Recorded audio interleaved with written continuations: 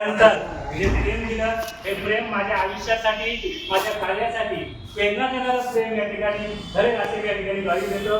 आज Republican general कामगार युनियनच्या माध्यमातून संपूर्ण जिल्ह्यावर काम करत असताना अंबरनाथ येथील नवनिर्वाचित तालुका अध्यक्ष, नवनिर्वाचित शहर अध्यक्ष व नवनिर्वाचित बदलापूर अध्यक्ष याची निवड या ठिकाणी संपन्न होत आहे।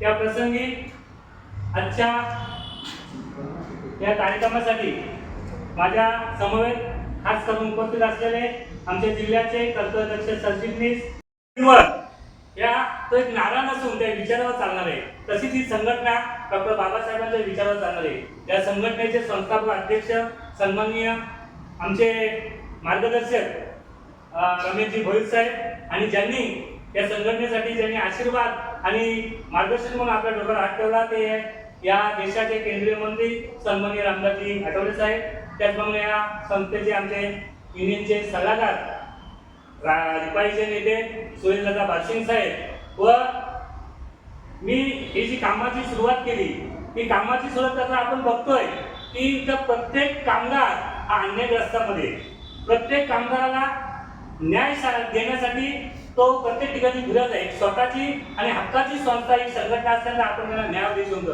ही जी कामगार युनियन आहे ही युनियन मी तुम्हाला सांगतो की ही जी युनियन आहे ही युनियन फक्त कंपन्यांसाठी नाही, तिथे मॉल असतील, तिथे हॉटेल्स असतील, तिथे रस्त्यावर बसणारे आपल्या भगिनी असतील किंवा आपले बंधू असतील, जे टपरी कामगार असतील, त्याच्यानंतर वीटभट्टीचे कामगार, सगळ्या कामगारांना न्याय देण्याचे काम तुमच्या माध्यमातून झाले पाहिजे।